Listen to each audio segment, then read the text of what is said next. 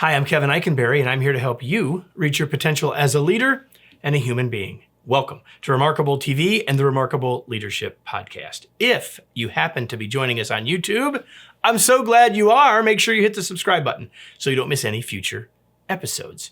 Today, I'm asking you a really important question. Are you ready?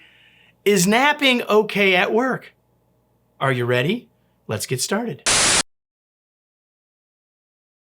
Napping at work? Some would probably give me the scarlet letter for even suggesting this. Any credibility that I have as a thought leader is tossed out the window for even suggesting it. I mean, after all, work is for working, isn't it? Like, I've put that in capitals because work is for working and we go to work and we need to work. I grew up work is something we do that is hard and we should be working. We can't be sleeping. That would be lazy. Now, of course, napping at work could be overused and abused. It's like lots of things though, right? If we think of napping as a tool, we could say, yeah, but it could be overused. Well, email is a tool. Is it overused and abused?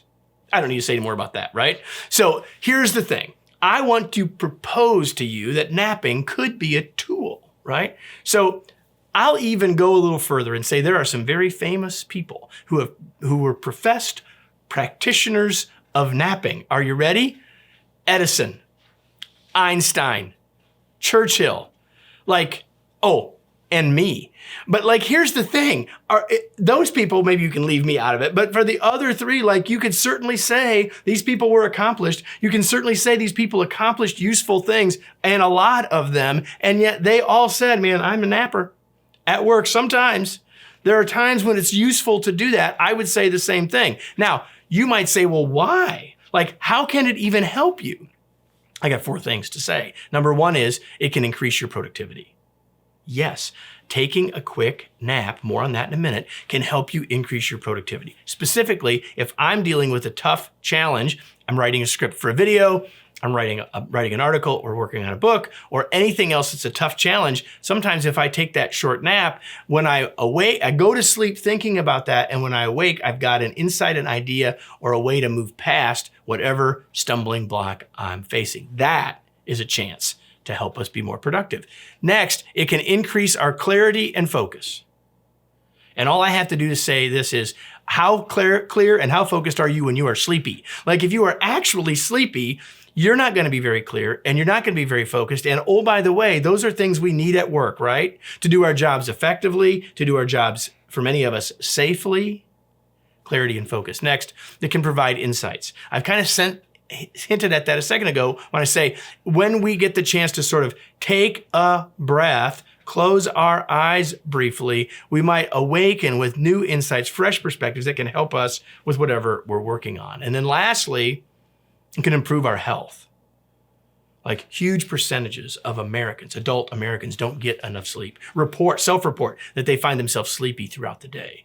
We all know that sleep is good for us and good for our health. And so I'm suggesting that maybe a nap could be useful. I'm not suggesting you nap every day, right?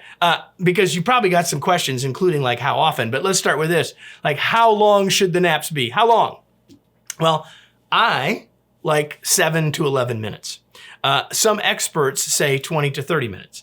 I would suggest you got to find what works.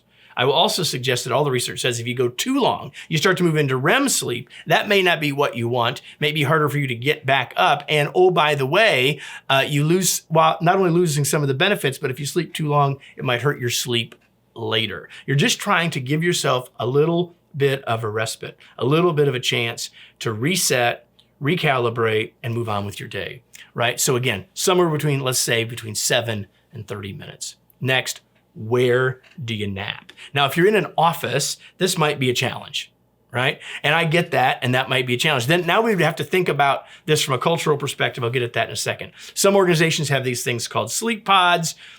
Some people lay their head down on their desk at their lunch hour. You have to think about the where. But if you're working from home, this should be pretty straightforward, right? Although I would not suggest getting in bed, I would simply suggest a comfortable chair. Now, is it really okay is the last question. And that you can only figure that out from a cultural perspective in your organization. Is it okay? If you work for me, it's probably okay because I do it. Like, so like, is it allowed? Is it expected? Will you feel judged if you do it? Those are all things you have to think about and figure out. But I will say that if you're working from home, the chances of being able to do this are probably a little easier than if you happen to be showing up at a place of business.